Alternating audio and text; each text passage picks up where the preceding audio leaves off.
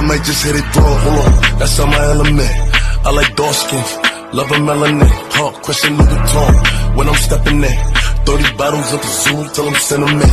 I had the Lambo, switch to the Rari. I'm a gangster, but I like to party. Pop a perky, go retarded.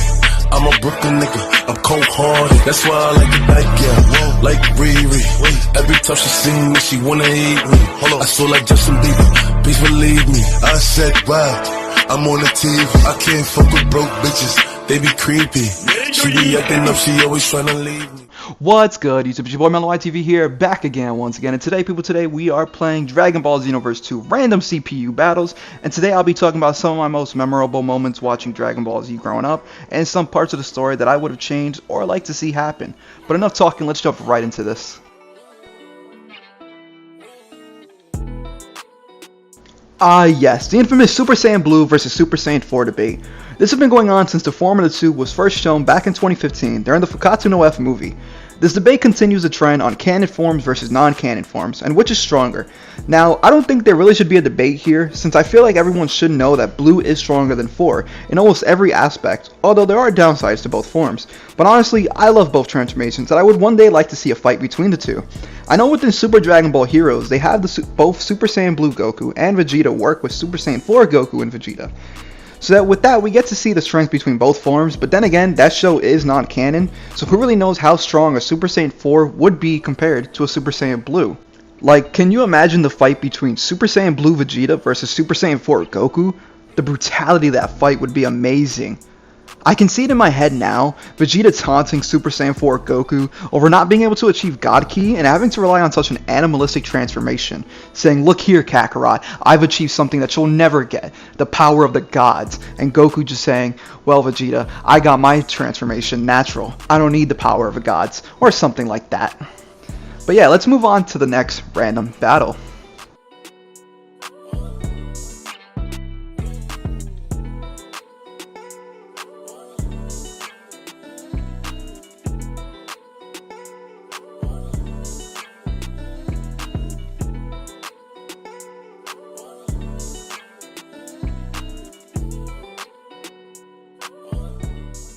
Now here's an interesting story I would have liked to have seen take place instead of the original, that being Super Saiyan Blue Gogeta versus Fused Zamasu.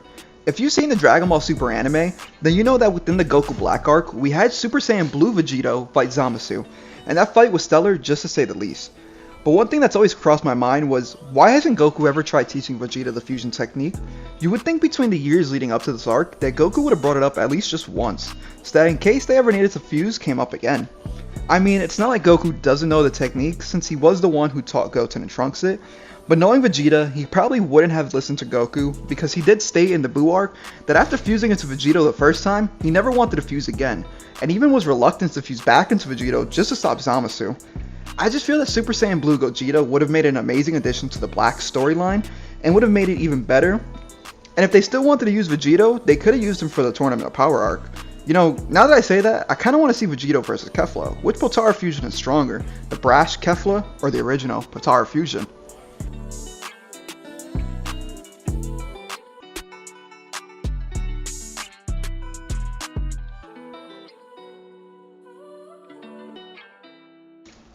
And up next, we have Kaba. And Kaba to me is an interesting character because of the Universe 6 Saiyans upbringing and the differences they have with the Universe 7 Saiyans. One being that physically, the two Saiyan races diverge over key points in evolution.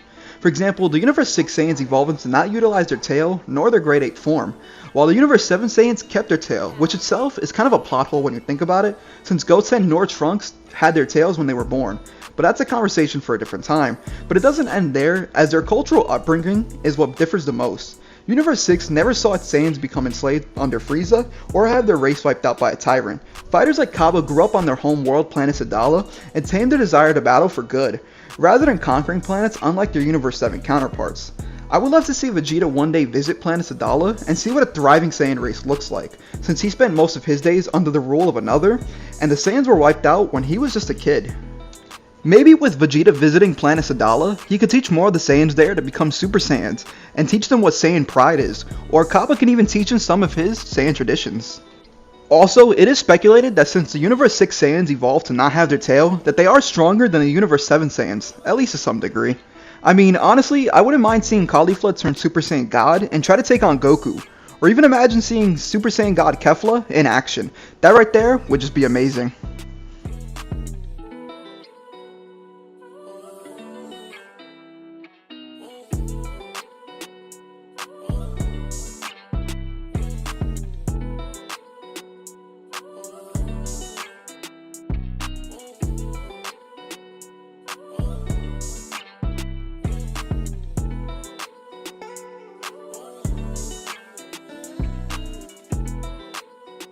Moving on, we have Future Trunks and Future Gohan. Now these two are some of my favorite characters from Dragon Ball Z, and really the future timeline in general is one of my favorite aspects coming out of the franchise. I really would have liked to have seen Gohan survive and go back in time with Trunks of the past, and interact with everyone, especially Goku, seeing as in his timeline, Goku had already been dead for at least a decade or so. It would have been a nice feel-good moment for the fans, and I would have also liked to see Gohan and Trunks after defeating Cell and going back to their timeline. I think they both would have really unlocked Super Saiyan 2 a lot quicker than what Trunks did originally within the Dragon Ball Super timeline. And I know one thing I was hoping for when the Goku Black arc was revealed was that they should have changed the main villain from being Goku Black to Future Gohan Black. Because in my opinion, that would have made it a lot more impactful on Trunks, seeing as he now has to take down the face of someone he used to look up to, instead of it just being Goku. Future Gohan Black would have made for some compelling storytelling and could have taken that story to new heights, because it would have been interesting to see why Zamasu picks Gohan's body over Goku within that timeline, because maybe he knows that Gohan dying is what sets off Trunks on wanting to go back in time, but hey, who really knows? The story could have went anywhere, am I right?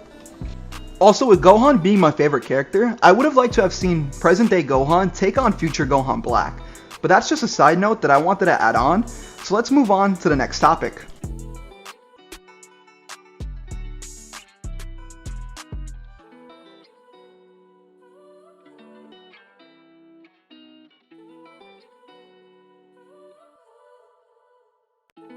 To finish this video up, I want to talk about some of my favorite moments of the series, and since I'm fighting Broly, I want to start off with the Dragon Ball Z version of the Broly movie.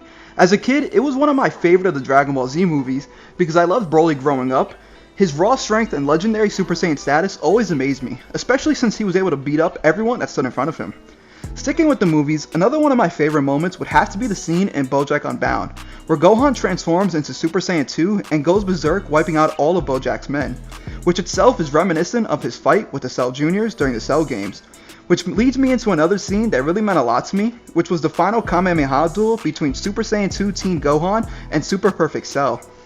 I remember watching Dragon Ball Z on Nicktoon and seeing the scene thinking that Cell had the upper hand this time. Then seeing Goku come back from the other world and help Gohan out to perform, in my opinion, is one of the best moves in all of the series, the Father-Son Kamehameha. And speaking of Father-Son combo, I like that in Dragon Ball Super they gave a moment to Vegeta and Trunks with their own version of a Father-Son Gallic Gun. There's just so many more moments from the Dragon Ball that I would love to talk about, but it would make this video way too long. Anyways, that's been the video guys. If you like it, consider leaving a like and subscribe.